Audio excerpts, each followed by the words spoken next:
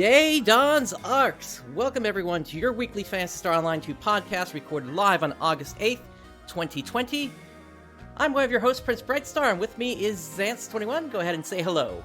Minasan, yahoo! So we've got quite a number of announcements this week here. Oh boy, do we go. Yeah, this is a long one, just like last week was a long one, and the one before it. So this one is so long that we've decided, in regards to the second portion of the interview series, we're going to hold off on that until next week. And hopefully by that point, part 3 of that will also be out. So we'll cover that at that point. But yeah, we have so much to talk about. Starting off with the launch of episode 4, and then we'll head into the how things have been with Steam and things like that.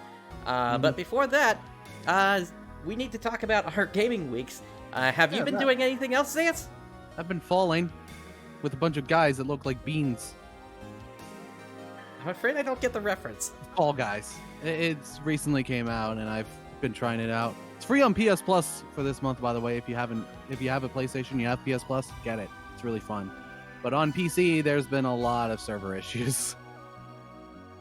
Gotcha. I started a Pokemon White 2 Nuzlocke. Nice. Yeah, it's something that I've never actually done. I've never did a Nuzlocke before. Or not really. I did a Wonderlock in Pokemon X, but that game's so easy that I don't count it. If I remember the basic concept of that, it's basically you take whatever Pokemon you get as the first one in the area, and you have to capture that. Is that right? Yeah. So whatever Pokemon you run into the first area, that's the Pokemon you can only catch in that area. If it's a duplicate, you can try again for something else. But yeah, you can only catch one Pokemon per area, and if they faint, they're considered dead. Gotcha. That's the core rules. And then there's a bunch of other added challenges that people have done, like no items in battle, no Pokemon Center. You throw out your starter after you catch a Pokemon. That kind of stuff. It's an interesting challenge, and it's something that, hey, I'll go back to my favorite Pokemon game and do that Nuzlocke challenge. Why not? Only had one death so far. I've been streaming this over on my Twitch, so check that out. All right. Yeah, that's pretty much all I've been up to. All right. As for me, it's actually just been more prep with PSO2, but I did actually squeak in a little time with Final Fantasy 14 because that is also launching with its major patch next week. So Tuesday. I'm just trying to. Yep. So I'm just trying to get some more tomestones together. Yeah, I still can't. I still remember when Shadowbringers first launched. And your main character is going through the first city there, with the Crystal Exarch, and you see on the counter of one of these item shops just a couple of tomestones, and it's like, oh my god, why? I still remember when Stormblood launched and the servers just died. Specifically, the instant server. Raubon's Wall and Pippin's Fence. Yes. So for people who don't know, when it comes to Final Fantasy 14, the second expansion, Stormblood, when it launched, the instance server, which is the server that handles like solo instances or dungeons or bosses or raids or stuff like that, it crashed. So because of that, there was one NPC that you had to talk to and then go to an instance fight in order to continue on to the quest. It was Raubon. There were long lines in front of Raubon because of how it just wouldn't work. Yep. If I remember correctly, that was sort of a holdover from the 1.0 days where things were just very unstable and people had learned to just line up and be patient with other players. Yep. So yeah, and then the same thing happened later on. If you got past Raubon, but then you had to stop at Pippin because she also had a quest where you had to go to an instance fight. Yep. I managed to get through both of those once the servers did come back up, and then I eventually go ahead. I stopped playing during that opening timing, then came back later that night, and everything was fine. Yep. Shadowbringers, I didn't have a problem like that, so good on the team for being prepared. Definitely. I completely agree with you there. All right. Yeah. So, you ready for Tuesday in Final Fantasy 14 though? as best as I can. I mean, I've been kind of on break for a long time with that game, so I'm not like fully geared or anything like that. I'm still using my my 4.2 gear, or rather 4.1 gear set at this point. Oh, so you're not even at over 400 item level? I'm at like 470, I think, right now. Yeah, because this is a 5.2. Yeah. Yeah. You said 4.2. That's Stormblood. Oh, you're right. You're right. Yeah. But yeah, I'm ready for it, and from what I understand, the story is going to be one of the longest patches they've had in a long time, aside from the expansions. So. Mm-hmm. And you completed Crystal Towers, right? Oh yeah, long ago. Yep. Because that's going to be required for story for this. Yep. Because it involves Grahatia. It's important. Exactly. But other than that, my raid group's ready. We're going to be doing the new Extreme. We're going to do the Unreal Trial. But we're just doing it once. And then after we clear it, we get stuff we want. Then we're going right back into doing Ultimate Weapon Ultimate.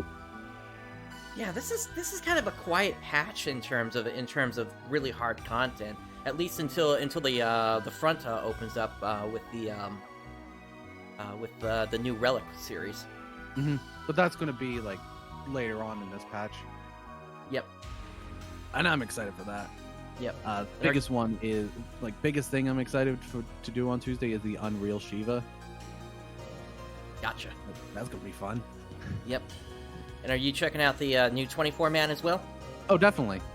I like Nier. Gotcha. Alrighty, so let's stop talking about Final Fantasy 14. Let's talk about PSO2. Indeed. Let's just jump right into this. Episode 4 has launched. Let's bring up the website here. And let's start with basically the major change list here. So, major content update, Episode 4, now available on Steam. We've got a new AC Scratch, a new Fun Scratch. Yay, fun! A new Mission Pass, a new Fresh Find Shop list here, a new summer event that's happening. We've also got Episode 4 launch bundles, and a new Xbox Game Pass Ultimate perk. It's a shame that I just stopped using Ultimate. Yeah, I when they took away the free premium with that, I was like, yeah, forget it. But let's see here. We've also got some new in-game campaigns, Steam bonus login rewards, daily login rewards, reset all skill tree pass distribution, mission pass play, join an alliance, welcome back to PSO2, as well as a new urgent quest schedule, including the new urgent quest Beach Wars. Yay! And they've also fixed an issue in which certain furnishings, such as the episode 1 and 2 and 3 posters, could not be placed in the personal quarters. If you had done that and left your personal quarters, you could not get back in. You were just going to get stuck in an infinite loading tunnel. Yep. It was a bug. Yep. You could technically have fixed it yourself if you loaded some files in from the Japanese version onto your English installation, but yeah. That's at least they've fixed that out here now. They also fixed an issue in which players could not use the 599 festival ticket. So one of the emotes was just unusable. Apparently that happened after the Independence Day event had ended. Oh, huh. No worries, Rooks. Glad you could join us here today. Let me actually move this here so we're not covering you up here. There we go. Alright, so moving on here. Episode 4 launch bundles. So, get ready for your next adventure arcs. Episode 4, the new major update to Phantasy Star Online 2, arrived August 5th. Revisit Ragol with the Phantasy Star Online 2 Ragol Fashion Edition, 2nd edition here. So they're doing that again. Okay, that's yeah. actually nice. Keep the Apparently, PSO stuff in circulation. It includes AC Scratch tickets and in-game currencies you can exchange for PSO and Sega-themed items such as outfits, furnishings, Mag Evolution devices, and more. You can also join Itsuki and Rina in 2 amazing new bundles based on 2016's Phantasy Star Online 2: The Animation. So let's take a look at those here. Why don't you read through the list here? Go ahead. Real quick, when it comes to PSO2 The Animation, watch the first episode and then skip to the 7th. Yep, I agree with you there. You can skip a lot of that. Yeah, most of it is just pointless. I'm still gonna watch it just because I think I'll rewatch the animation, like all the episodes, purely because I want to laugh at it. Yeah, having the world essentially ruled by Sega in that series was interesting. I know. And for anyone who is playing through the episode 4 story, yeah, pretty much every computer has PSO2 installed. Everyone has these things that look like Vitas that look like PSO2 stuff. Well, here's the thing: is it doesn't look like a Vita. It actually looks like a PlayStation Portable. But without the thumb thing. The thumb exactly. slider. Yeah. So it's very, very funny how that's all looking here. Why don't you go ahead and read through the list of the bundle here? Okay, so when it comes to this bundle, you get the Itsuki replica, the Saiga winter uniform. You get 2 of them so that it can be usable by all your male characters. That's nice. So I'm seeing here with all the hairstyle, accessories, and baseware stuff, they're giving 2 of them. Good, thank you. They're finally learning. Yep. Itsuki hair GV, the Itsuki headgear sticker, and a weapon combo Radiant, which probably not going to use because I guess it's a gunblade weapon camo and gunblade sucks. sucks. Looks like or maybe a sword. Maybe. Other emotes. Scroll back up there. Yeah, scroll back up. Yeah, that's the other thing you can get. Because this is still the male one. Gunblade sword, okay. So you get an emote, vocal performance. You get anime eyes, anime eyebrows, anime lashes, B black. The main theme, 5th arrangement, music disc. And EXP earned 150, try boost to 125, and great enhancement aid, plus 50%. Overall, a pretty decent one. I still would have liked to have gotten like AC Scratch and maybe like a 30-day premium. It's $30 too, or it's $50 too. So,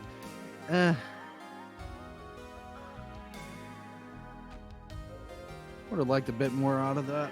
Yep, just get something agree. beneficial for that price instead of just outfits. And we got the heroine pack as well, also $50, and instead you get the Rina stuff instead, along with vocal performance 2. So there's 2 different emotes on each one,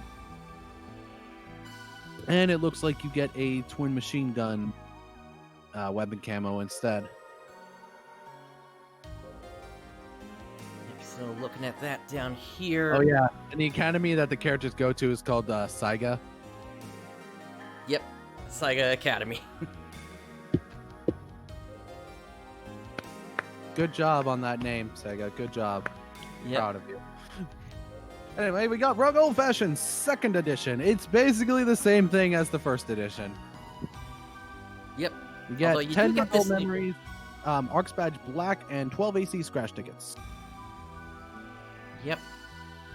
So if you want to get your old PSO game on, well, here you go. You'll also be able to pick up some other Sega-related items, such as the Dreamcast and Saturn headgear.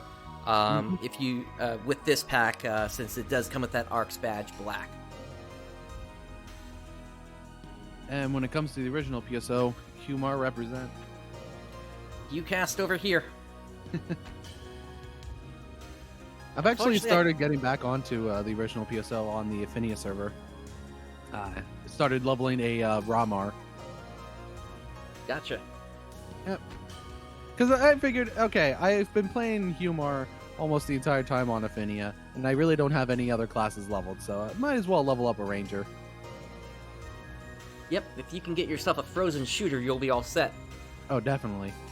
But yeah, 41, I already have the Rangers wall ready to go, and then it's from 41 until 180 until I get another barrier on him. Gotcha. Yeah, If you remember correctly, the Rangers wall is like the best barrier for a Ranger until the Red Ring. Oh, you Humor on Dreamcast GameCube. Nice. Humor represent. Yeah, typically I play a Rawcast, but when it came to PSO2, I just didn't like the way that it looked for some reason. So that's why I went with the HuCast outfit instead. Yeah, and when it comes to... and honestly, I do like how casts play in the original PSO, because they were the only ones that had traps.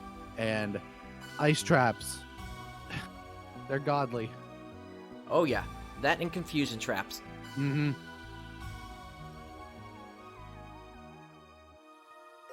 All right, let's take a look at what else we got here. We've also got some new quests that have been introduced here. So level up faster with bonus quests. So like going on. Go ahead. They added the bonus quest, but they didn't add the EXP featured quest. I think they added those a little bit later on because that happened after a certain story event happened, a side story in PSO2 that's going to introduce certain other characters, and I don't want to ruin the surprise when this happens, but it basically is an event that bridges not only Garal but also technically Rygol into everything as well. And you can see that by the NPCs that show up in that story, as well as the quest following that. Brooks, apparently the silver key is still bugged, but the gold key seems to be working correctly. Okay, so save your silver keys and then trade them in for gold keys in the swap shop. Yep, you can trade 5 in. Go ahead. Speaking of swap shop, I noticed earlier, not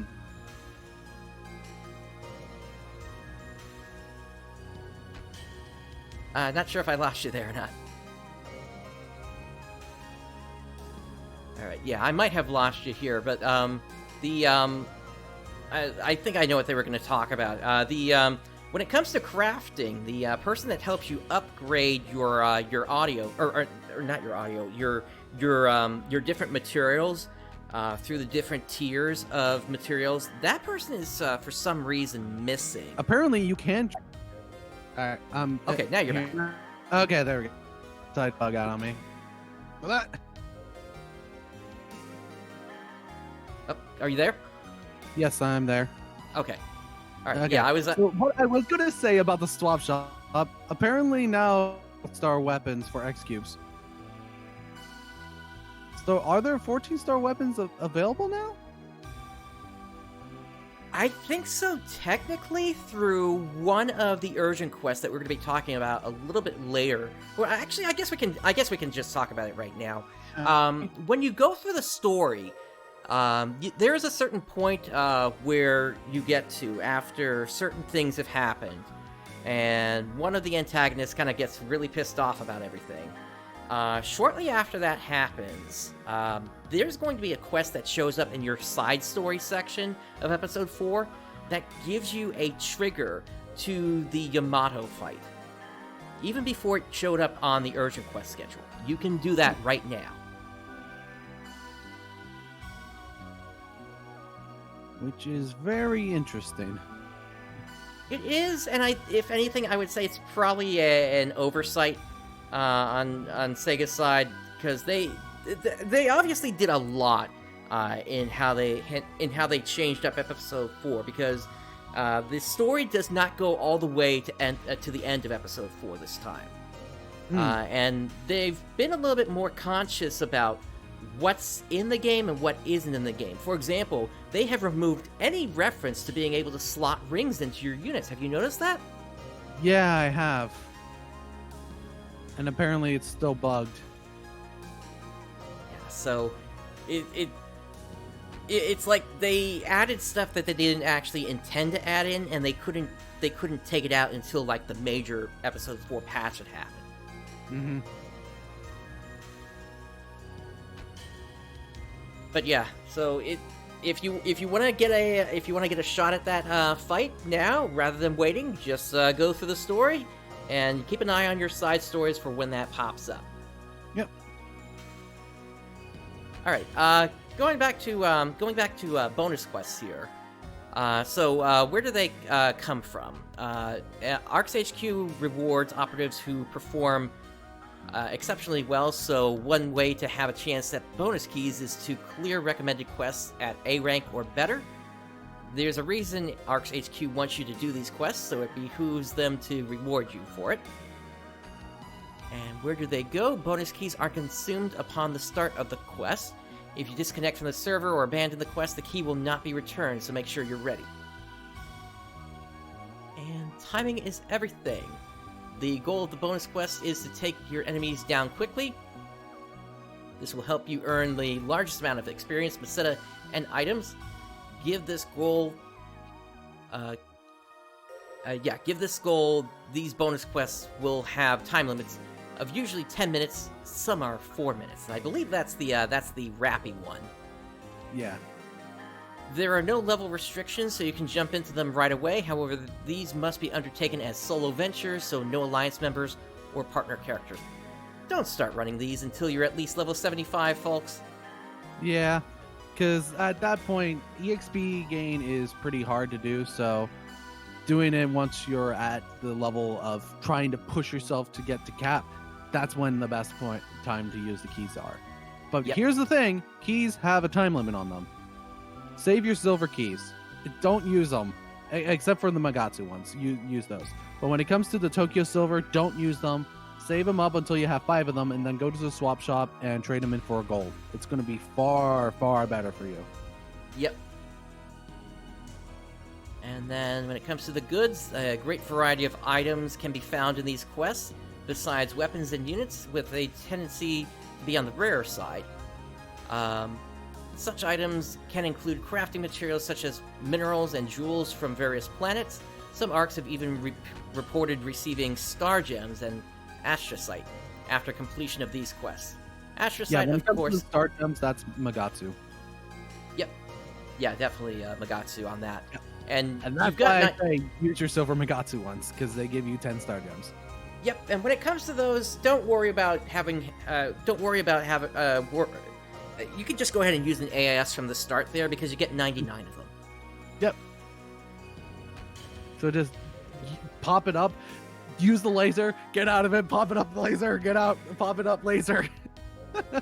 Yep. Although I tend to restrict myself to around 4 or 5 of them, actually. Yeah. But you could just constant laser if you really wanted to. Yep. Astrocyte can be exchanged with the Astrocyte Exchanger, not broker, on the second floor of the shopping plaza. Alright, let's move on now to challenge others in the battle arena. Do you want to take this section, Zance? Sure, because I've actually been doing a good amount of the battle arena. Let me get this up on my screen so I can easily read it. So, the battle arena is pretty much the PvP in this game. The best way I could describe it is it's a thing. Like, I've been enjoying it for the most part, but it's not the best, but I'll talk about it here anyway. Alright, that's right, ARKs. We want to test your mettle against your fellow operatives or sharpen your adapt and conquer skills. If so, then you're in luck, because the battle arena has arrived with episode 4. Your PvP experience will begin by using the block transporter to take you to the battle lobby on the Universal Ship. Yes, you heard that correctly. The Universal Ship is a ship accessible by all ARKs, regardless of their home ship. Players from different ships can thus play together or against each other in the battle arena or challenge quest. Navigation to the Universal Ship can be accomplished via the quest counter or by using the teleporter. In addition to being matched with different people to test your skills against, each PvP experience will also see you using different photon arts, techniques, and weapons that are all particular to the combat area you selected. As in Challenge Quest, you do not bring mags, units, weapons, challenge class habits, photon arts, or techniques from your home chip to the battle block. Just the outfit or layering wear on your back and your will to prevail. You are dubbed a Battle Warrior, and the equipment given to you at the start of each match will be random. Depending on your success in the arena, you'll earn Battle Coin and Arena Points. Battle Coins can be traded for very rare items at the Battle Coin Exchange Shop, while Arena Points will determine your battle rank. And the higher your battle rank at the end of the... Oh, you learned to fight Magatsu from the bonus quest. Nice, folks. But yeah, so rankings here. All operatives are ranked based on their total arena points earned between 7 a.m. on the 1st of every month and 7 a.m. on the 1st of the following month. Beginning at 7 a.m. on the 1st of the current month, operatives can receive their ranking rewards from the ARKS League officer on their ship. Ranking rewards usually consist of star gems and can be seen below. You can also view your own battle ranking information by utilizing the main menu, then highlighting content information, and then selecting battle arena information. The battle lobby also features a battle monument where you can view overall battle ranking information. Battle rank is determined by accrued arena points and correspond to the ranks below. So, if you are the best at PvP, you get 2,000 star gems. Basically, if you at the end of the month, if you have the most points out of everyone, then you will be rewarded 2,000 star gems. That is insane. It is. But getting to legend rank is not easy. I've done a decent amount of matches so far, and out of the 23 victories that I've currently have, I am currently at rank B5. Because I ranked down from... Wait, no, I didn't rank down anyway. But yeah, you start at D5, and then you slowly get up to C, and then to B, then to A, then to S. And the higher ranking you are, each loss decreases arena points that you have. So you want to always win. Yep. And each match is about 5 minutes, if I remember. Or not. Yeah, each match is 5 minutes, and every minute and 20 seconds, the weapons update to a higher level weapon.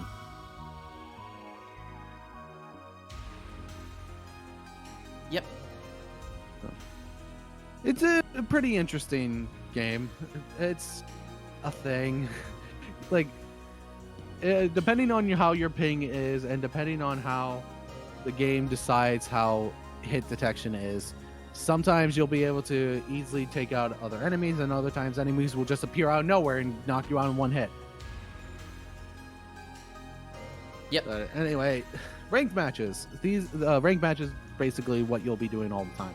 Ranked matches are random battles where you'll be randomly matched with ARKS operatives from any block in the battle lobby based on an operative's battle rank. Battle ranks are determined according to the total arena points that an operative possesses, with those who win more often in ranked matches being likely to be of a higher battle rank. In these matches, you cannot choose your opponents, but you will acquire battle coins, reward items, and your arena points will be affected by the outcome. The higher an operative's battle rank is, the more battle coins they will receive when a battle ends. So yeah, if you're good at the game, you get a lot of battle coins. And when it comes to the battle coins, you trade them in for items. One of those items being star gems every week. That's good. Yep. And though we don't have... Go ahead. Anyway, you were saying? Though we don't have it right now, eventually there should be a couple of items in the shop called the Blue Shine and the Red Shine, which will be really good units that you can use over on your main ship. Mm-hmm. Anyway, password matches allow you to enjoy private battles with your friends and other operatives by making password entry required in order to join. Therefore, you can choose who to battle. However, in these matches, you will not earn battle coins or arena points, so they're just for fun.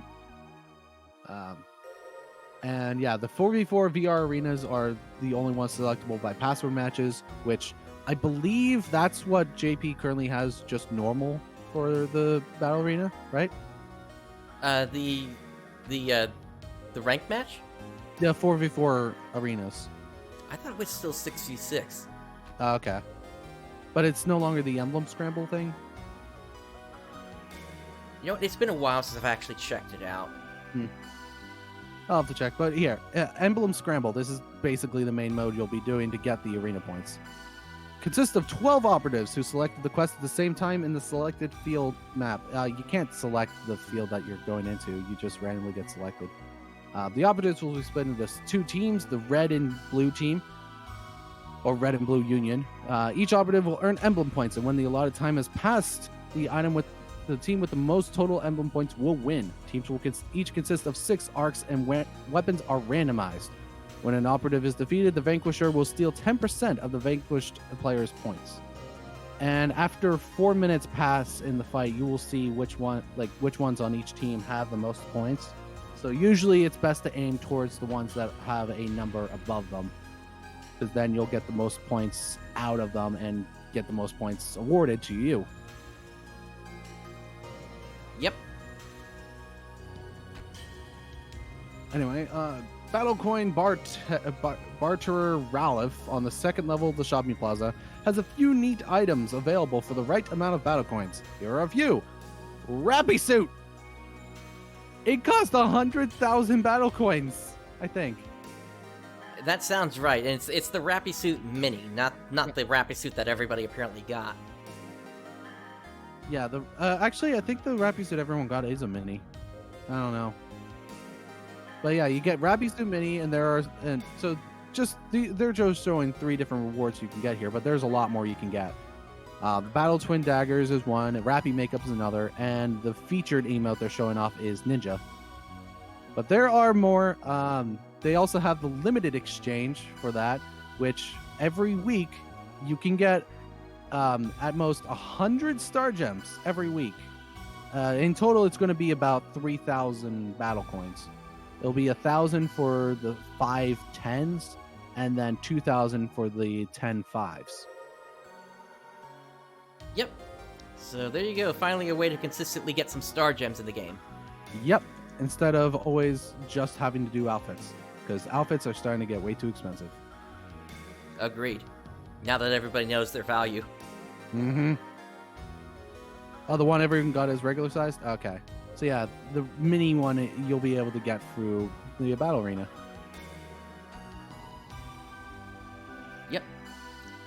Alright, let's move on to the next topic here. So, aside from the launch of Episode 4, we also have the linking of Steam. Or rather, Steam launched, and there is a way to link your copies together. So that you can basically bring over your character and everything into the Steam version. And let me just say this. I think this Steam launch, it's really brought a lot of people who really didn't have that much of an interest in PSO. Oh, it's bringing a lot more people now. One of my friends who doesn't play PSO, he mentioned to me that a lot more people are now being interested in PSO2 that he's noticed. So I think this Steam launch is a pretty good success so far. Yeah, there are a lot of players out there that they just use Steam and they don't do anything else. So it's nice that we're finally tapping into that group. Yeah, it is great so far. And I am starting to see some new Sprouts as well on Ship 1. So it's always great to see Sprouts on Ship 1. By the way, Ship 1's the best ship. Yep. Ship 2's economy is bad. I don't actually know Ship 2's economy. But a lot of the big content, haha funny men, are on Ship 2. So, yeah, obviously you can tell that the economy is not going to be that great. Exactly. Yep. Oh, gotcha, Rooks. Okay. Ship 1 is just as bad. What about Ship 3 and 4? I'm curious about those, especially 4, since that just launched. Yeah, Ship 4 just launched. That's another big thing. Yep. They made no mention of that. Yep, Ship 4, although I don't think there would also be any restrictions on preventing players from being able to transfer to there immediately. In fact, players would have just gotten the chance to do that because of the emergency maintenance, which we'll cover in a little bit. But anyway, let's kind of go through this here because they do talk about the process to link the account together here. And they say right here, attention, do not start Phantasy Star Online 2 on a new platform until you fully understand this account linking process. Creating a character / setting up a player ID on a new platform is irreversible, and you will not be able to link your account after the fact. Yep. And I already linked, so I'm fine. Yep. Did you have any issues when you linked it? Nope. Same here. Yeah, it was pretty quick, and I had no issues with it. Yep, it's pretty much a case of RTFM if you're in the tech industry at all, in terms of how this is supposed to work. RTFM? So, read the effing manual. Oh. That's a pretty good acronym. Alright, so linking your account. There are 2 ways to link your Xbox Live and Steam accounts. Initiating the process from the Steam platform or from the Xbox One or Windows 10 platform. In each case, you'll begin the process from the platform that you have been using. So, if you've been trying to play the game on Windows 10 and you've been having issues with that version, you're still going to have to re-download it if you deleted it from your computer just to start this process, unfortunately. Yep. Or if you have ARK Slayer and you have been playing on the Windows 10 version, you don't have to re-download the Steam version if you don't want to. Basically, you can automatically swap to it, and also you can swap to either the Steam version or to Windows, depending on which one you want to play on, just with a drop-down menu. Yep. So being able to do this link thing, it was a piece of cake, because all I had to do was just click on wanting to access the Windows version, then get the code, then click on wanting to access the Steam version. Yep. Now, eventually, I am going to delete it and then reinstall through Steam, just so I can have it on my have it say on my Steam library that it's installed. Yeah, I've already done that. I just need to clear out the space from the old Microsoft version. Yeah, I'll probably do that after we're done today. Alright, so if you'd like to begin using the Steam platform to play PSO2 and want to link your Xbox One or Windows 10 accounts, from the support menu within the Start menu of the Windows 10 or Xbox One version of PSO2, select the option to issue an account linking code. This code will expire after 15 minutes. So you have to go pretty quickly for this. Yep. After launching PSO2 on the Steam platform, select your ship and then enter the code from the previous step. Please be careful. You can only use this code when setting up your account on a new platform for the first time. Do not create a new character / set up a player ID before linking your account. And then success! The operative can now play using the same PSO2 save data on either the Xbox Live or the Steam account ID. Special note here, your settings don't transfer over, so you're going to need to go back in and make all those custom modifications that you made. But key bindings do transfer over, from what I've saw. Key bindings do transfer over, though. Yeah, the key bindings transfer, but like your options, like what your graphics setting was, and if you want to see other players picking up rare items, that doesn't transfer over. Yep. So yeah, you'll need to rechange those settings. Yep. And then, if you started on Steam and you'd like to begin using the Xbox One or Windows 10 platform, from the support menu within the Start menu of the Steam platform of PSO2, select the option to issue an account linking code. Once again, 15-minute expiration on that. Then, after that, you launch the Windows 10 or Xbox One version, select your ship, and then enter the code from the previous step. And then you're linked at that point on that one. And they've also got some other little things here. Entering the account linking code is only possible during the first time login when using the new platform. The same account linking code cannot be used more than twice. If the first account linking code is not used and a second one is issued, only the newest account linking code will be active. And if a user inputs the account linking code incorrectly 10 times in a row, after the 10th time, the user will not be able to link accounts until 24 hours have passed. This measure is for the safety of your account. which And makes why don't sense. you take the last of this here? All right.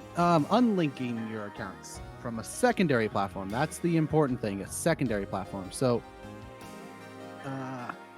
you cannot unlink your account from the first platform that you played PSO2.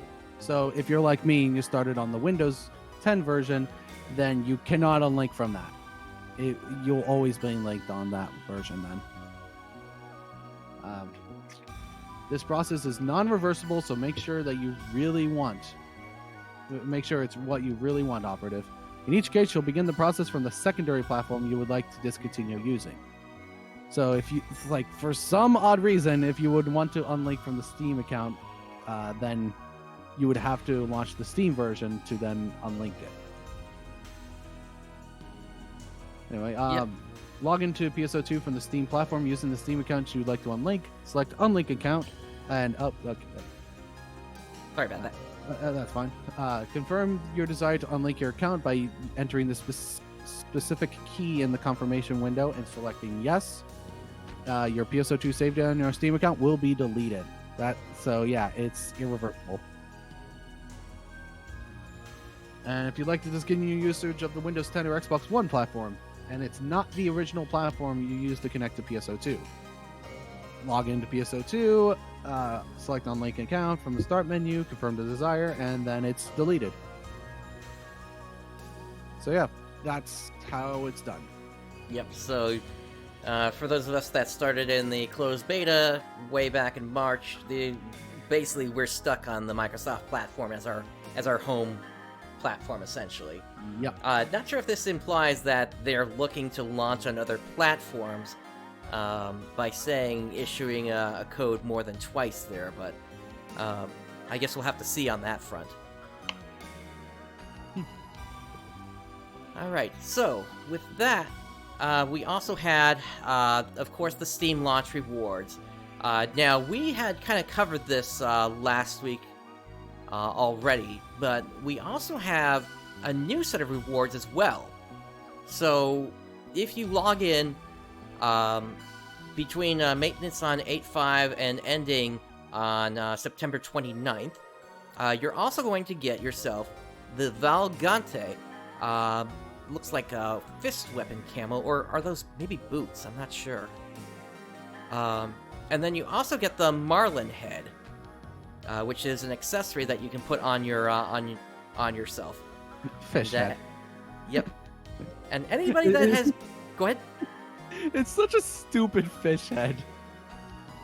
And anybody that's been watching Pusoni, either the Japanese version or the translated version that Ida N has been putting out, they can you'll kind of get where one of those references in that show comes from now. Also, Rooks, I don't know. I don't think that platform will get discontinued anytime soon. But I think then, like, whatever platform you mostly play on then would be your primary. Yeah, and I don't think they're going to be getting rid of. It's technically the Xbox Live platform, so yeah, I could technically uninstall the Windows Store version and still have access on the Xbox. Same. Because I have my Xbox, I just haven't plugged it back in since the Windows launch. Yeah, that thing is sitting on a shelf at this point for me. Same with me. If the only thing I might use it for, and I don't think this is an issue anymore, actually, because I think that was also covered in what we're going to talk about in a moment here. But it might be a way to get some AC if for some reason you're having trouble on Steam. Mm. Speaking I believe they solved that issue with purchasing stuff. Well, let's take a look here. So, there was an emergency maintenance earlier this week here. On Steam, there was a server stability connection issue where they fixed an issue in which some users could not connect to the Steam version or would occasionally get disconnected from the game. And then, one of the other reasons they took things down, once again, they messed up on the Fresh Find shop, so items were tradable again. No, what a shame. This is starting to become a running joke here at this point. Mm-hmm. And then Steam launch rewards. They fixed an issue in which some untradeable items were unintentionally distributed as tradable. The Portal 2 and Weapon Camo weapon pack will be distributed at a later date. So they'll provide information on that in the future. And then as for compensation, they gave out a 100% tri-boost as compensation for the emergency maintenance.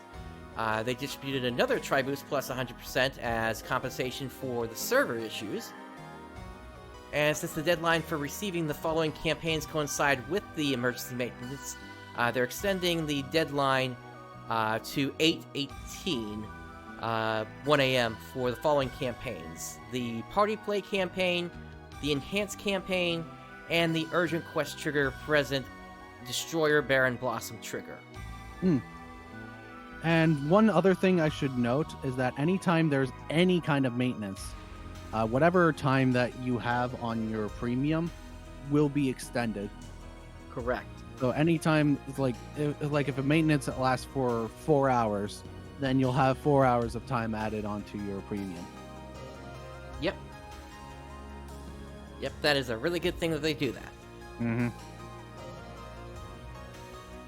All right, so we've kind of gone... Go ahead. I know of several MMOs that don't do that. Yeah. Yeah, I agree with you there. All right, so we've kind of gone through the main big things here at this point. So let's now look at some of the different things that have come out. Starting with the new Urgent Quest calendar here. So, looking here, all the black ones here are for Beach Wars, which is the new Urgent Quest. Yep.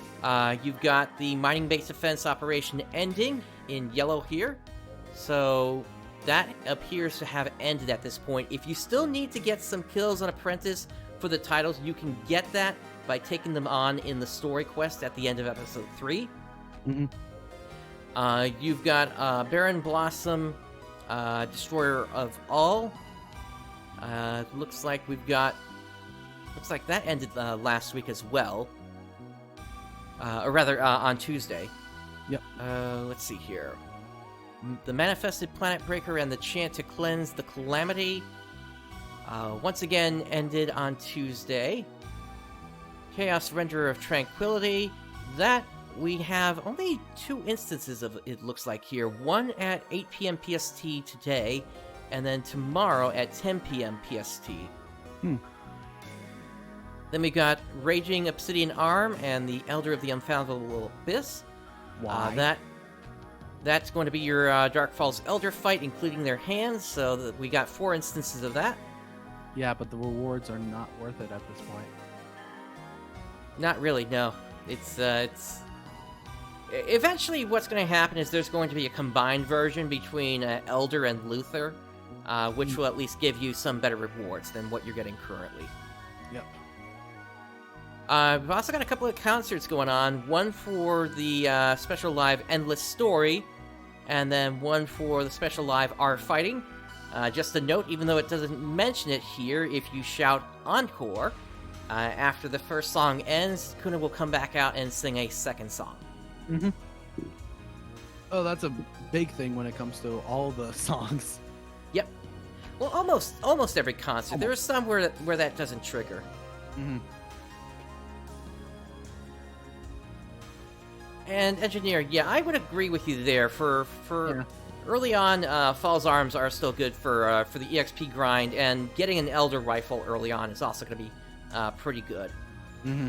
At least until you can get yourself up to the 13-star weapons with the 2 main series we got currently. Yep. Especially the slow weapons for ranged. Yep. Let's see, and then following that next week, we've got a whole bunch of Beach Wars once again, as well as some fights against Dark Falls Luther, Chaos Renderer of Tranquility. It's only going to be a single one of that on Tuesday. And then Raging Obsidian Arm and Elder of the Unfathomable Abyss, once again, continues its series. Looks like around 4 or 5 times here, maybe even 6. And then once again, there's another Kuna concert on Tuesday. And then once again, it kind of goes through the descriptions of each of these here, what they are. They actually don't include Beach Wars in here, so let's click onto the next tab here, and we can actually talk about the main event that's going on here, which is Summer in PSO2. Woo! So, ARKs around the globe have come to PSO2 along with Summer. It's a fabulous time to celebrate the beachy weather and new recruits, and so ARKs HQ has decided to hold a summer event from August 5th to September 2nd. Items of interest during this time include new urgent quests, summer-related client orders from Sia, a decor overhaul in various areas, summer bingo, and more. Features in the event may reward powerful new weapons and some unique cosmetic items. Without further ado, let's dive into the features coming in PSO2 summer event. So, Summertime Boost. The heat may discourage some from wanting to train, so ARKs HQ has decided to implement some ship-wide and extreme quest boosts to encourage ARKs to get out and enjoy the summer. So, one of them for the males is a Speedo. We're gonna get to that in a moment here. They're talking about experience and rare drop rate boosts here. Yes, and if you wear one of the summer outfits, then you'll get a boost. During the Beach Wars quest, yes. For Extreme Quest, they've increased the amount of Meseta that you earn by 50% inside of there. While for just the ship-wide boost, it's an extra 50% experience and 50% rare drop rate. Alright, so decor theme, fun in the sun. So, basically, we got a bunch of water slides in the ARKS lobby now here. Yay, fun slides! Yep. And then Franco's Cafe has also moved its location to the Beach Cafe, so now you've got a bunch of like little summer houses there, as well as some beach chairs and such that you can sit on while out on the beach. Yep. That'll be around until September 30th. And then Shia will be making another appearance, and she has some tasks for operatives to perform. She's got a lofty goal for the summer and needs your help. And with that, you're going to get the Assault Mikoshi weapon, which is for assault rifles. And then here's the main event here, Beach Wars. If you've ever run through the sand, then you know it can be excellent for those looking to train. We're willing to bet that you probably never trained by running through sand while fighting Fall Spawn, though. And ARKS HQ thinks that's just what's required to ensure our operatives are in fighting shape for the summer. So basically, it's an urgent quest with 12 players. Due to the warm weather, ARKs are encouraged to dress appropriately for the location, and if they do, they will gain a PSE outfit bonus effect for the duration they are in the attire, and the Beach Wars urgent quest. So we'll be going over the outfits that count for that a little bit here. Yep. And basically with this quest, you've got the Aura series for a bunch of weapons that have shown up. So here's what the Wired Lance look like, for instance. Ooh. I like that blue to them. Yeah, I do too. And here is Summer Niao. Yay, Summer Niao. Actually put some pants on for once.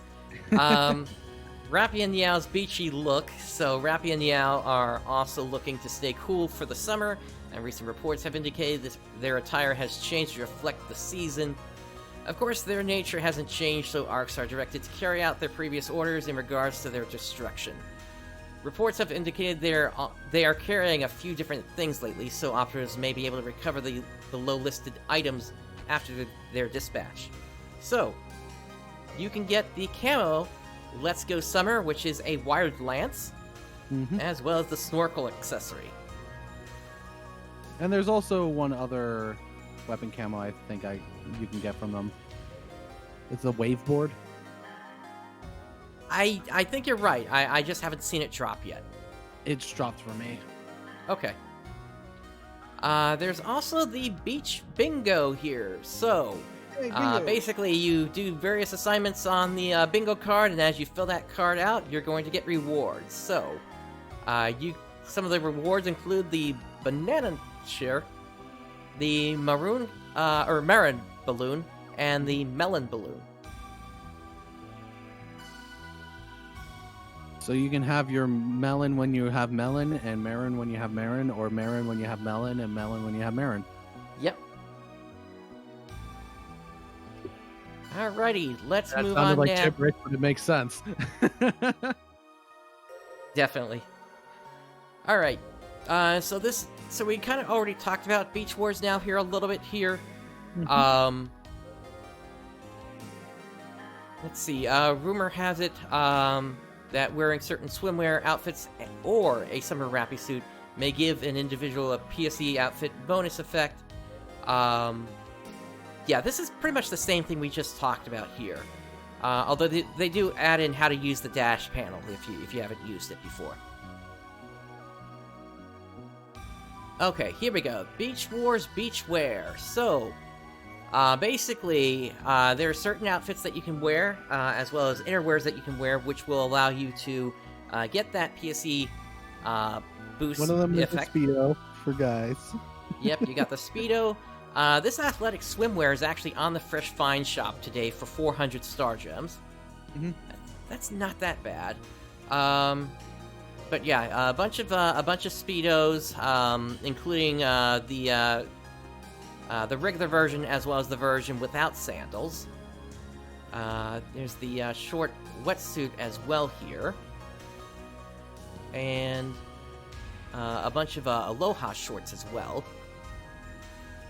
All these items, except for a few which were from Fresh Finds, they're from one of the AC scratches.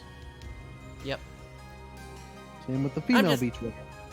I just can't believe we didn't get the outfit versions of these swimwears here, because that series had a blue Speedo as one of them, and I have it on the Japanese version. So it's a shame we didn't get that over here, especially because all the rest of them have come out.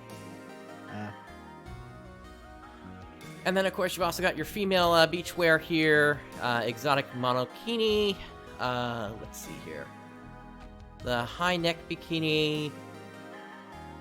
A bunch of different bikinis. Yep. Also Kirika's swimwear, and where is it? Of course you got the outlandish bikini, and yeah, here it is. If you happen to pick up the Silvaria swimwear from a few AC scratches ago, that will count as well for the boost. Alright, moving on. So now we're kind of getting into some of the other new stuff here. So we have Season 6 for the Mission Pass now. So, Mission Passes, as you complete missions in the game, you're going to unlock different tiers. Eventually you're going to end up at Tier 31, where some of the older items will recur, that you can pick them up again if you want to. Or you can go for other options, potentially. So, your normal tier rewards, you got this Lumi Vorgi, which is a weapon camo, as well as the Photon Chair Rappy emote, which is kind of funny. I think that came out as from just the Funporium over on the Japanese side. Also, speaking of Funporium, I did notice some more emotes in there. Agreed, I saw that as well. As for your gold tier rewards, which you can get a gold tier pass either through purchasing premium or by using star gems to purchase it, you've got the Cabricon mask, as well as the Camelot mask. So these creatures are in like the sea, those sea areas, seabed, and what is the other one? Well, they're both on Wopal. Yep. Yep. Cabricon is it was funny hearing Cabricon and hearing that they basically went with a New York accent with him, and even in some of the leaked documentation that came regarding how they translated things, that was directly brought up in that documentation. You do have a new female cast set here, Luminous Princess Body. If you want to get your cyber goggles on, here you go. Yes. I can become Data. Actually, I think that's Jordy you're thinking of. Not Data, Jordy. Yeah, I can become Jordy. I'm not a big Star Trek fan, but I know my dad watches it. Let's see. Also a new male cast. Say again? But yeah, you can be Jordy now. Yay. Yep. You've also got Daybreak outfit here. And also a new male cast series here, the Ancient Plate Body. I like that head. Oh yeah, he looks like a shogun there. Yeah. Yeah, could almost get your Ronin Warrior on if you wanted to, I guess. Actually, put him in a Braver class, and you're probably there. Actually, if I think about it. Okay. And then let's see what else. We got the Toy Fighter Jet Boots camo,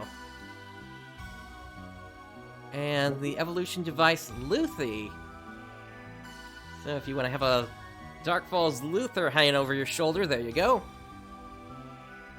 Yeah, so everyone, you can always have that little mag right by your ear, whispering how much you are trash. Indeed. And two other sets here: the Bay Barrel for the males, and the Regelan for the females. Cast, of course. And then you got your typical assortment of consumables here. You do get some Rising Weapon Badge number 3 out of this here, so definitely worth it to be doing it regardless.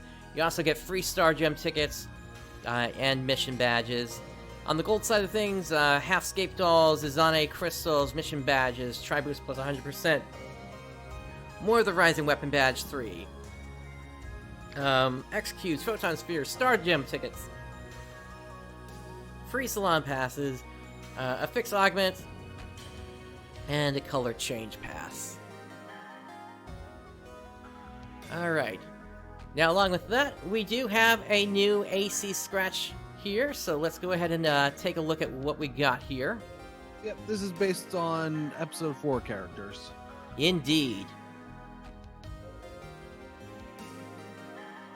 So all these outfits here is just focused on the characters from Episode 4.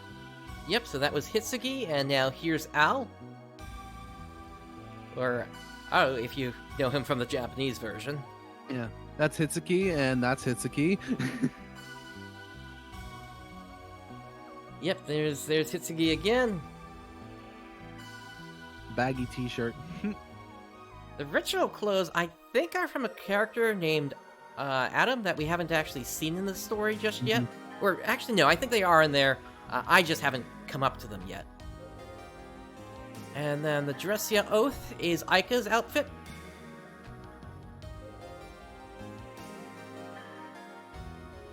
By the way, why did they go with that voice actor for Aika? I don't know. We got some new wings here. Sorcerer's Circle Blue. Shoulder armor. And here you go, some new emotes. Dance 46. And fire away. Yeah, you just, especially if the Rappy suit on. Oh, the Rappy's packing heat. Yep. And rolling around. And you can get your swing on if you want to as well. Yep.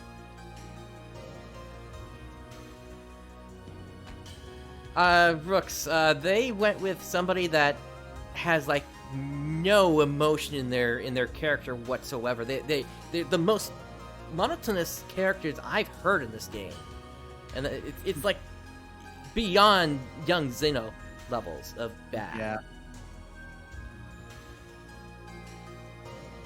All right. We also got Royal Remnants for an outfit for the males. Let's see. several different hoodies and short jackets, it looks like. You've got... Let's see. That looks like Hitsugi again there. And of course, a bunch of innerwear.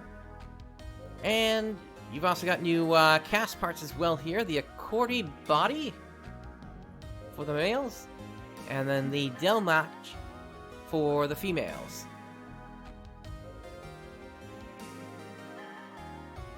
I never really cared that much for the female cast design.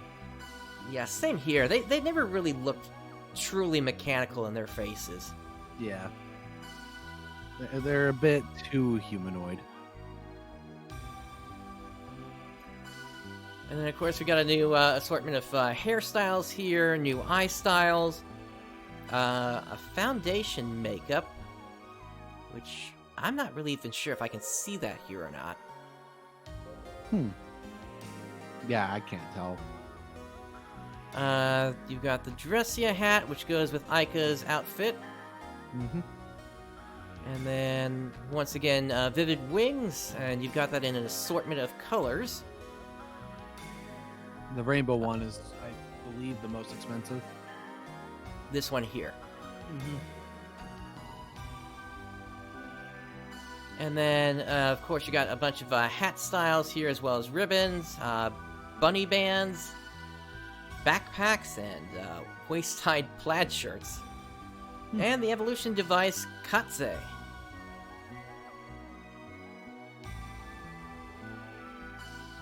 Yeah, that is true. Like, Risa is also a female cast, and she fits that mechanical look really well. Yeah, I'll agree with you there. I guess, although I guess it's more, I'm looking for something that's not really like skin looking. If you get that, more sharp edges and things Yeah. in the face. And Sierra is also a cast. Yep. Well, a high cast, but we'll get to that in the future. Let's see. We've also got some bonus rewards here. The Samba Cabenza, red and blue. And you can also get some Tokyo bonus keys with that as well. Weird they didn't do that whenever Lobby was the Samba de Amigo theme. A shame, yeah. By the way, Samba de Amigo theme, it will happen with the Lobby, and you will get sick of hearing that song. Yep. Da, da, da, da, da, da, da, da, da, da, da, da. I believe it's that.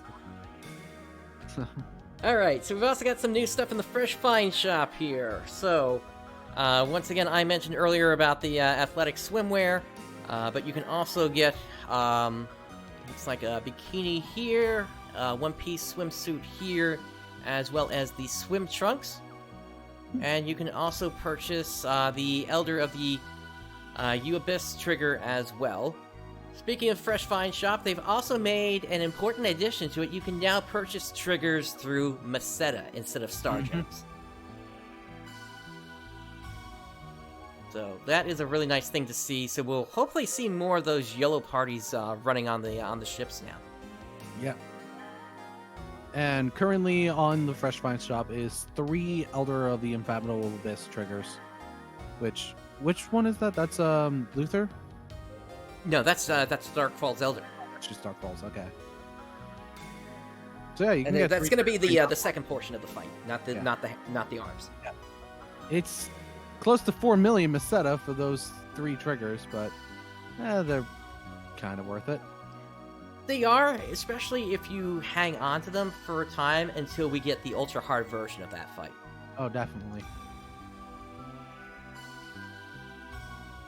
Alright, so, there's also a we're kind of getting into now the campaigns of everything here. So, there's the Join an Alliance campaign. So, if you join an alliance with at least 4 members before the maintenance beginning on 8/18, you're going to get 20 Star Gem ticket, or a 20 Star Gem ticket, rather. And if you join an alliance with at least 12 members, you'll get the tiered platform, which you can see here. That's a furnishing. And if you're a member of an alliance that has earned at least 5,000 alliance points between 8/5 and 8/18, you'll get 20 Star Gems. if you've earned at least 10,000 alliance points, then you'll get the Lillipin suit. We've already passed that here in Time for War. Yep. Pretty easy for us. Yep, if you want to get your Lillipin on, just hop in with us, and you'll get your free Lillipin suit here. Yep. We're a great team, and we're always looking for more people being active. Definitely. Yep, and we're on ship number 1. Yep, best ship. All right, scrolling through the list here. So, there is also the new Fun Scratch for this week here. Fun! Or I guess for the next 2 weeks, actually. Yep. So you got the straight ponytail, the cool pompadour hairstyle, the color for star makeup, the thin straight eyebrows, and the lower eyelashes set. There is a Kuna cotton candy bag. Interesting. And the monster tongue. Oh, Yep. looks stupid.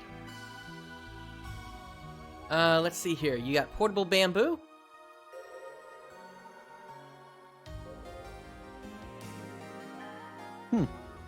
And a portable Tanabata bamboo, if you're interested in that. I guess we've lost Tanabata for this year, though. Yeah. But hopefully we'll get it next year, now that we've got an extra 33 countries playing this game now. Mm-hmm. Even though Tanabata is only celebrated in Japan. True. Although it's called the Star Festival elsewhere, and there are different variations of it outside of Japan. Okay. You got back thrusters, as well as various new sticker sets. And then I think these are repeats from last time. Yep.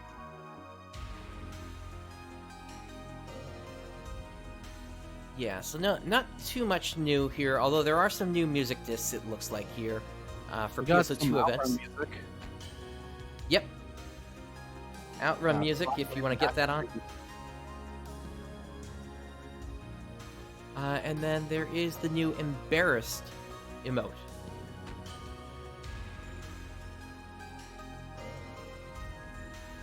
Is that a repeat? You know what? You might be right. Because I thought volleyball had already come out.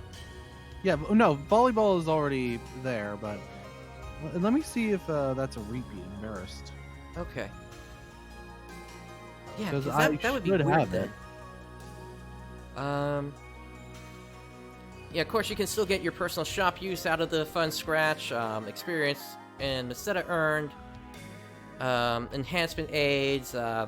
Actually, what's new in here are the new crafting things. So your merit and demerit value plus and minus 10. Gear requirement assist 10%. And the custom type 1 and 2 10%. Actually, it doesn't look like I have it, so. Alright. Let's see. We've also got new rewards, or rather a new reward bundle for Xbox Pass Ultimate members. So for this one, if you've got that active, you're going to get these for free. It's going to be the Itsuki Casual Wear and the Rina Casual Wear, the 483 Birthday Emote, as well as Rina Hair number 2, Rina's Ribbon, a Tokyo Bonus Key Gold, actually no, 3 of those, Defense Operation Ending Trigger, and 5 Tri-Boost plus 100%. Those Tokyo Bonus Key Golds. Ooh. Yeah, the value isn't enough to actually make it worth getting the Ultimate Pass again, but at least things are kind of improving, and that it used to be you were just getting Tri-Boost plus 100% in casino passes. Yeah. Which, yeah, it's not worth it if you just play PSO2. Yep. Now, if you do, like, the Game Pass Ultimate honestly is a good deal if you play on the Xbox a lot. I will say that. It is a really good deal. But for people like me who just used it for PSO2 and nothing else, yeah, it's not worth it. Yep. And really, it was only really good for that first one that came out, where you got the free premium and the mission pass. Until people start abusing it. Yep. Alright, there's also a campaign going on, Welcome Back to PSO2. So for this one, for operatives that have not logged in since July 8th, they'll be able to pick up various items from the Visiphone. That's going to include a pack of the 5 of the Halfscape dolls, 5 casino coin passes, 5 Tri-Boost plus 100%, 5 Rare Drop Rate plus 250%, 3 Salon free passes, a 40 Star Gem ticket, and a Gold Tokyo and a Gold Magatsu bonus key. Oh, Gold Magatsu. Oh boy. That's pretty big for people getting back into it. Because that gives them a free 30 Star Gems along with a lot of experience points. Yep. Although I found most the better experience comes from the Tokyo mission, to be honest. Yes, it does. But still, Magatsu gives a decent amount. Especially since you don't really need to worry about weapons, since you're always going to be in the AIS. Yep. Just make sure Magatsu doesn't take you down while you're jumping between them. Yep. Well, if he takes you down, then just hopping into another AIS. Well, I mean, while you're outside. Oh, yeah. Yeah. Have a Halfscape doll ready just in case. Yep. Alright, another campaign that's going on, Mission Pass Play. So for this one, actually, did we cover this one already? I'm trying to remember. I don't think we did, no. Okay. Alright, so basically in Mission Pass Season 6, if you get to Tier 4, you're going to get a Tri-Boost plus 100%. If you get to Tier 8, you'll get a Tri-Boost plus 100%. Get to Tier 12, you'll get another Tri-Boost plus 100%. And then if you make an exchange at the Mission Pass swap shop, in the shopping area, you'll get a 20 Star Gem ticket. Grab Save This World and play it in your room. There you go. Yep. Alright. Moving on, there's also a campaign for daily login rewards. So, for this one, between August 5th and August 12th, each day you'll get a Halfscape doll, as well as 10 of the Rising Weapon Badge 2, so if you need one of those weapons still, here is a way for you to get some more of those badges. And if you log in at least 3 times on 3 separate days, you're going to get yourself a free Rappy suit. It's not the Rappy Suit Mini, it's just the regular Rappy Suit. Yep. Yeah, the Rappy Suit Mini will be through the Battle Arena, and it's a lot of battle coins, so... yeah, don't expect to get it anytime soon. Agreed. There's also a Reset All Skill Tree Pass distribution going on here, so for every single one of your characters, you can log in and get one of these free skill resets, as long as the character that existed before the maintenance started on August 5th. Yep, and that's the big thing to note. It's on every one of your characters. Yep. So if you have 6 characters, like I do, then you'll get 6 reset passes. Exactly. It's good if you want to use experiment with different builds. Yep. Or if you want to be like me and you're just going to level all the classes using a sword, and then you'll put the proper points back in after the fact. Yep. Alright, and we've got another round of casino boosts going on as well here. So, starting today, actually, right now, it's about 10:42 in the morning, PST. So right now, we've currently got a Blackniak Pursuit bonus going on. Mm-hmm. And then later today, there's going to be Arkema Slot boost, a Macetin Shooter boost, Little Roulette Chance boost, and actually 2 of them, now that I'm looking here. And then next week, they'll be happening throughout the week here, with different ones each day.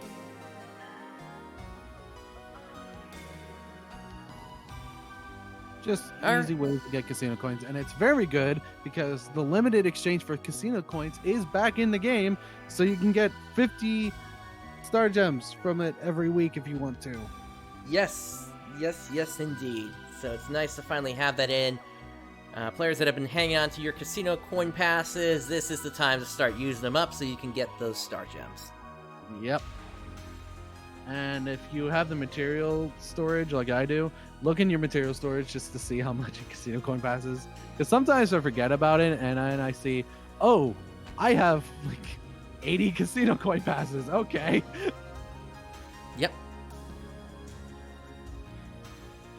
All right. So that finally, about an hour and 30 minutes into the show, takes us to the end of the English news here. Let's move into some other stuff here now, because this was not all that happened this week. No, we still got even more stuff to talk about. Indeed. Oh boy. Oh boy. All right. So So on the JP side, they had the Phantasy Star channel, and they revealed a lot of new information coming up, including stuff about the new successor class. Indeed. Coming to us from the PSU blog bump.org. So here's the keyword you can put in for the live show. You can get the large sherbert, the dome pool, and the bonus key Tokyo rainbow. And then they did a poll here. Prior to that, they did an ARKS dance festival. We're ARKS and Rare Drop Koi Koi. And I have found those songs in the files for the North American version. Those are coming real soon for us here. So, and they are in English. Indeed. It was so nice hearing Mr. Takanobu reprise his song. So. Yep. All right. So August 12th, there's going to be new Star Gem Scratch, which will give you access to Shiva, Mitra, and Verona costumes, as well as Photoner accessories, hairstyles, and etc. here. August 12th, you'll be able to acquire the camo of their weapons, including a Lumenmech sword camo. There's going to be new lobby actions, Shiva's chair as a room good. Let's take a look at that real quick. Oh, actually, I can't zoom in on that. That's pretty cool. Yep. And then Veruna's weapon camo and lobby action will be scratch bonuses. And then in late August, the summer lobby returns, so the English version got this a little bit earlier than the Japanese version did. Matoi, Hitsugi, and Harriet will appear in the lobby in swimsuits, and you can obtain their partner cards and complete client orders for each of them.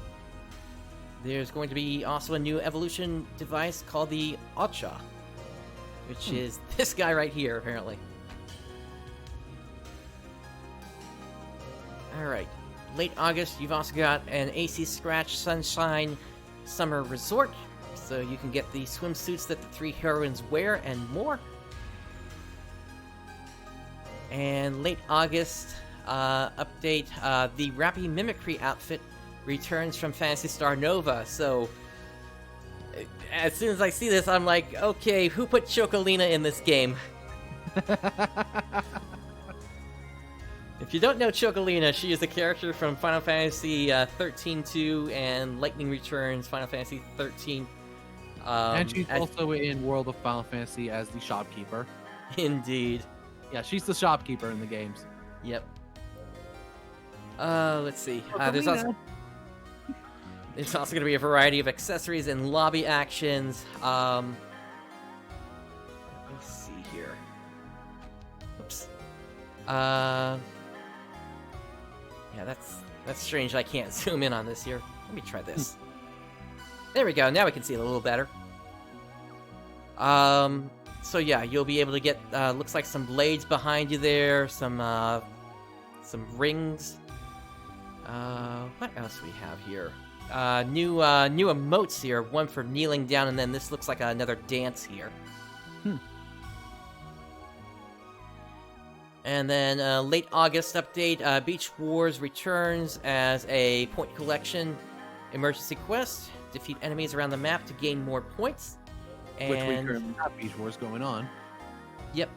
Matoi, Hitsugi, and Harriet will show up during the emergency trials.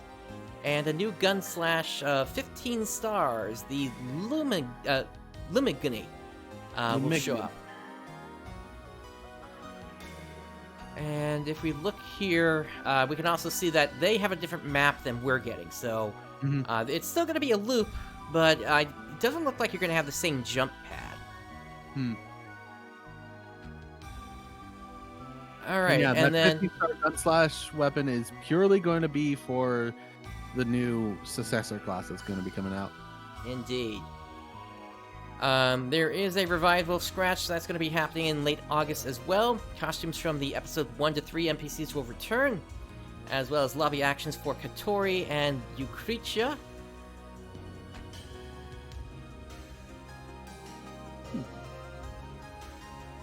Yes, you can look like mate. Indeed. Well, the mate after he put on his cloak. All right, early September update. AC Scratch ARKS Last Stand. Costumes from the latest story will appear here. So we got Matoi, Hitsugi, and Harriet costumes here. Whoops, I just closed that out, and I did not mean to do that. Let me bring it back up. Oh boy! Spoilers! we'll What else we're talking about? Oh no! Yep, we'll get to that in a minute here. Well, in a few minutes. Yeah, I haven't played the last story quest. I'm waiting for ARKS Lair to finish up the translation of that, and then I will hop into that on a stream. Let's see, early September update. There's also an Eastern-style outfit coming for both men and women, as well as the sword and partisan lobby action. Okay, so now this thing is working. Okay. Alright, I want to point out this thing in the top here. This keyboard here. Do you see that there? Yeah, I see that. That's actually a costume or an item from Space Channel 5. Oh? Yep. I think it's from part 2, and it basically you got Ulala in a ringed keyboard just like that.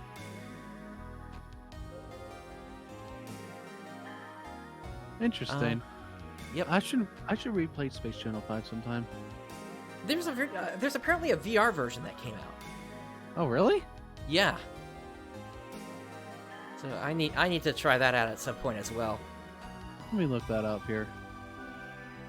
Let's see. We've also got, in early September, the final results of a story 8 years in the making.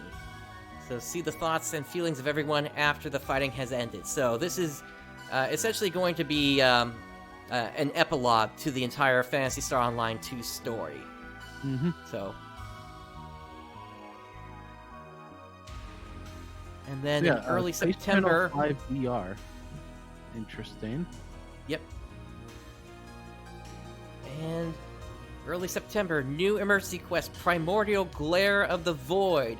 The largest boss in all of PSO2. Deal damage to its arms to drive it further down, and avoid attacks heading straight for the platform to avoid being instantly downed. What lies beyond the profound darkness? Yeah, that thing is just massive.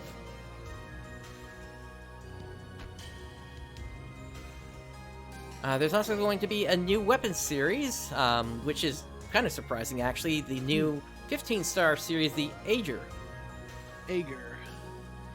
So you can obtain the Ager series by exchanging materials with Z. Which is how you get most of the the best weapons in the game is through training to Zeke. Yep. That hasn't happened for the English version yet, and he only added one new tier of stuff, and that was for crafting this time. Yeah. And honestly, I like that when it comes to on JP, because you have a clear way of getting to the best weapons. Yep. You can also upgrade the Ager series into the Kleos series. And you got units. Yay! Yep. Let's take a look at those here. Once again, a very blue theme with these. Mm-hmm. And that's usually, in terms of lore, that's usually a thing to indicate that the photons have been purified. They look more purple to me. Well, I'm a little colorblind, so that you might be right there. Okay. Let's see.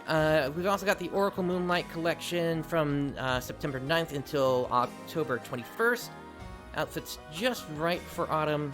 Shrine Maiden and Jinna bunny girl outfits will reappear in this scratch. Yes, the bunny outfits.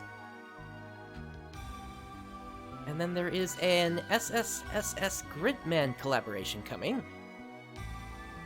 It's planned for Go ahead. Never heard of that.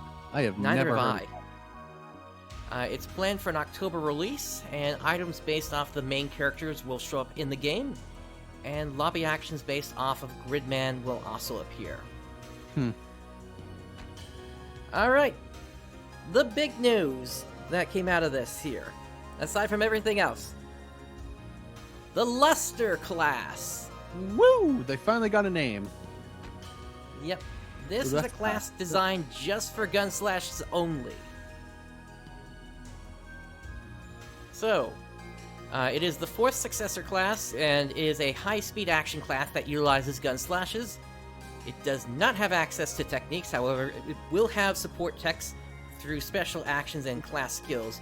You could probably also still equip certain all-class weapons to get techniques if you need them early.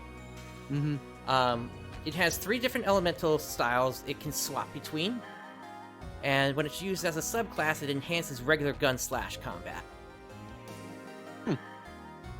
Which it will never be used as a subclass then. All right. You're probably right on that one. Three styles of combat. The Foamel style is an offensive style with hard-hitting attacks. When just attacking, gain a sturdy effect, which means that you won't be knocked around. The Zandy style is a speed-oriented style. It increases Photon Art attack speed, and upon evading an attack, perform a Photon Art counter. And then there's the Baran style, which is a more defensive style. Increases guard points on Photon Arts, and successful Just Guards will decrease received damage and increase normal attack strain. And changing style influences the power of Photon Arts. So, in the Baran style, you enhance your Photon Art range and guard point for Stay Arts. Gain +1 voltage from activating Stay Arts. And voltage is a new meter that you're going to see on the right side of the bar. So it'll say voltage, and as you hit different plateaus in the voltage, different effects will occur. Zandy style move arts attack speed increases. Gain +1 voltage from activating move arts. And in the Foamel style, you gain +1 voltage when the supplemental attack hits. Now, the class skills: Luster Voltage, gain voltage by attacking. According to the amount of voltage you have, you can cast Shift to deband, increase your attack power, and gain other effects. Non-element, you can convert your elemental damage into R attack base damage. Weapon resist rule out. You can ignore enemy weapon resistances for a limited time. So, for example, if you're going up against an Angefundage and they become resistant to the gun slash, you'll be able to ignore that. Nice. It's also going to be useful for other certain fights in the game, like against the true end boss of Episode 4 and Episode 5 as well. And then when you sub Luster, you get the Gun Slash boost, which increases Gun Slash power when used as a subclass. Which is useless. Pretty much, yeah. Alright, more details. Luster will only be able to use Gun Slashes. It can swap between 3 different elemental styles as well. Luster cannot use techniques. Certain techniques can be cast from special weapon action skills. Even when used as a subclass, the support effects from Luster Voltage will still apply to the Gun Slash. Sub-Luster GS Boost will also further enhance Gun Slash gameplay when Luster is used as a sub. Luster will not have a class instructor, nor will it have a training quest. Oh, interesting. Yep. So how is it going to get the extra skill points then for the X cubes and for the client orders for the for some of the extra skill points then? It might not have it. Huh. A class explanation along with level cap and Okay, actually, Coffee has them, along with level Okay. cap and skill point orders can be found at Coffee.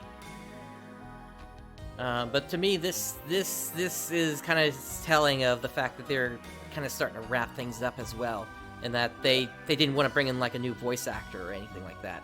Yeah. It will also feature a smart photon art system to assist you while playing. Now, something that was noted about this is it appears to only activate the normal versions of photon arts and not the just attack version. And we've also got a new pet coming. Ooh, pretty. So this one, let me get the full screenshot here. This one appears to be Elder-based. Mm-hmm. And it seems to be an evolution of Synchro. Looks pretty. That it does. And then there's also a new 12-player emergency quest coming. To me, this looks like this is like a Photoner battle refresh here. The way you had the 3 stages in the current version, they might be refreshing that here to a new set of stages. So that's coming in October. On the PSOS front here, or PSO2S rather, they've added an EH trigger exchange to the EQ quest selection screen, added an SH trigger and EQ or EH trigger to the VH EQ rewards. No OP will be consumed on your first participation in EQ request from normal to super hard. And a side story quest has been released for Kazami no Tachi. There's also a new set of chips coming for the Harriet Summer Vacation, Matoy Summer Vacation, Curse Slayer Gaian, Hyper Sunlight, and then coming 8/27 to 9/1, there's going to be a Transexia emergency quest, and you can receive the 14-star Alethea and 13-star Rate and Arian series. And there's also a summer special quest event from August 19th to September 16th. Rewards from this include the Bluesy Requiem Summer Vacation and the Shooting Drive Summer Vacation. Interesting. On the Japanese Idola side of things, okay, they don't have that out yet here. So moving on to campaigns for the Japanese side. Premium purchase campaign. If you purchase a 90-day premium set with AC, you'll receive 50 Sage Crests, 3 Tri-Boost plus 150%, a Gold Tokyo bonus key, and the Clock Pose lobby action, which we can see... I'm gonna have to do it this way now. You can see it right here. There's kind of like a sign here.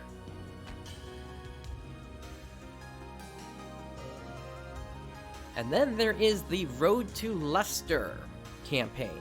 So, from August 20th to September 1st, log into PSO2 every day to receive boost items.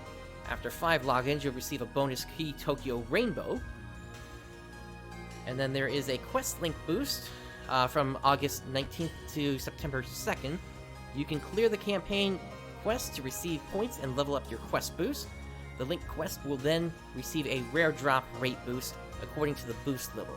Now, if I remember correctly, I think this is going to be the episode 6 training limited quest that's coming. So we'll have to see how that one plays out. There is also a Twitter campaign going on from August 19th to September 16th. Based on the number of retweets on the campaign tweet, you'll receive Luster's iconic weapon camo and various boost items. And the second part of the Luster campaign, from August 26th to September 30th, clear ARKS missions to receive various materials to create rare items, materials for the Lightstream Intention and Liberate Slash, materials for the Liberate series units as well, and log in during this period to also receive a bonus key Rainbow, experience gain plus 100%, and more. Like that they're giving things for people to finally catch up. Yep. I think the last time this happened was during the road to Idola, I want to say? I believe so. I remember Road to Episode 6, it was giving a lot of things for people to get their 15 star and to get fully leveled. Yep. Alright, and moving on to the Q&A that they had here. What are your plans to buff Hero? The Hero boost will receive a variety of buffs. Power will be increased to cap at 80%.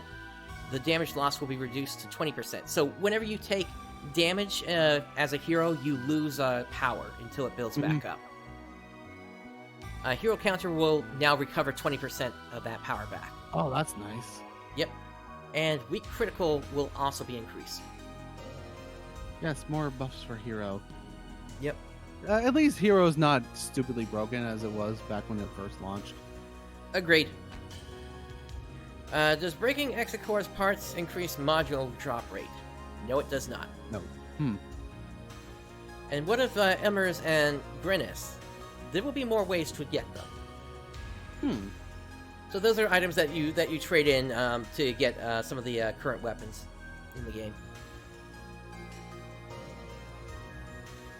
Alright, those are all the Japanese updates. We got one last piece of information we got to talk about here today. Idola is coming with an English version. Never thought this would happen at all. This was a complete surprise. The community, it existed for a few days, but the community really didn't even realize this was happening for until the day it was happening.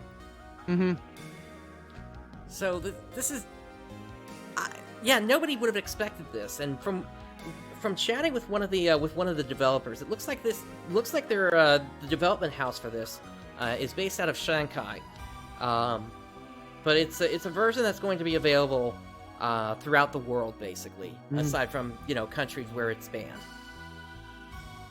Yeah, currently they are doing a closed beta test, and it is only available in specific regions.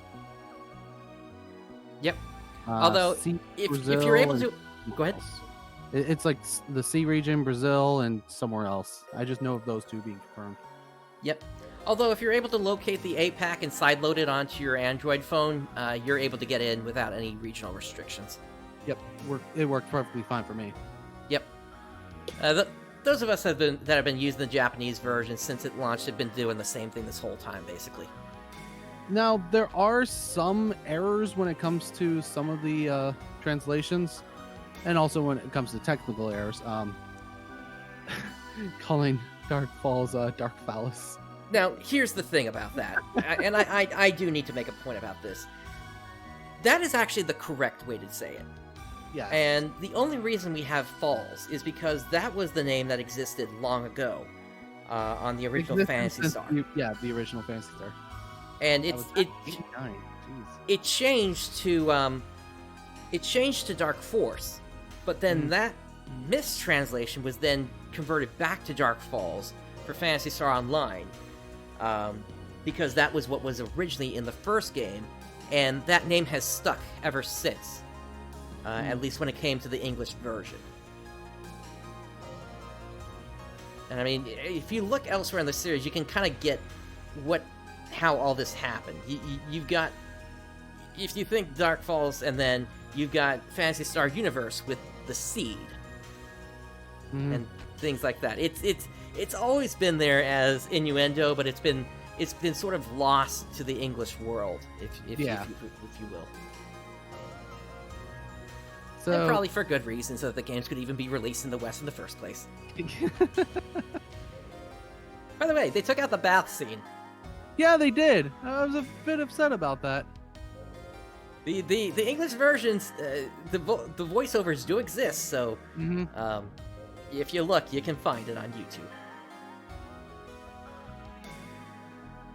But yeah, the closed beta runs until 11 a.m. on August 10th, UTC +8, and I'm basically going to be taking care of the last 4 chapters that are available in this closed beta between today and tomorrow. So that's my streaming schedule. And then for me, I'm just going to be continuing my Pokemon White 2 Nuzlocke. Definitely best of luck with that. Mm-hmm. But yeah, that pretty much brings us to the end of everything that I had for today. As mentioned earlier in this show, we're not going to be covering the second interview with the PSO developers, just because we're already at 2 hours into the show. So we're going to hold that off until next week, when we're not expecting as much information to come out. Yep. And the part 3 of that 7-part interview will be out. Hopefully, yeah. Yeah. Yeah, it seems like they're releasing the interview a part per week. Yep. But yeah, did you have anything else here today, Zance? I'm just surprised by Idola being the biggest thing. Because remember how I said that's probably never going to come to get localized? Yep. Yeah. And now I also said that I might give it a try now. Well, here we go. Yep. Now the question is going to be PSO2S, although that may or may not happen.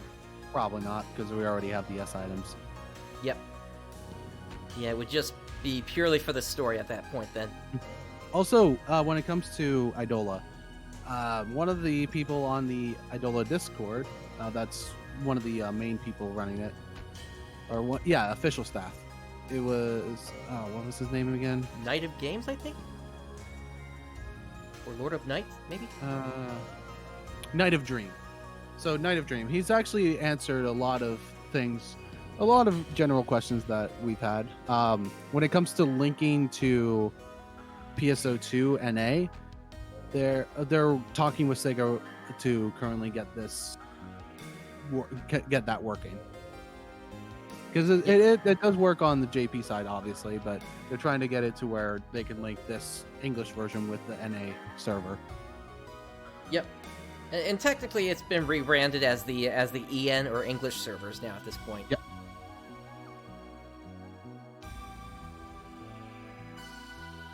But yeah, really, really exciting stuff. Like I said before, I'm still waiting for the Arc Slayer team to get their translation done, so I can hop into that last chapter of PSO2, and I'll be broadcasting that live once that does happen. Also, don't worry about these people with the already being able to play the CVT right now. All the data is going to be wiped before official launch. Yep, they did confirm that. It's going to be a complete wipe.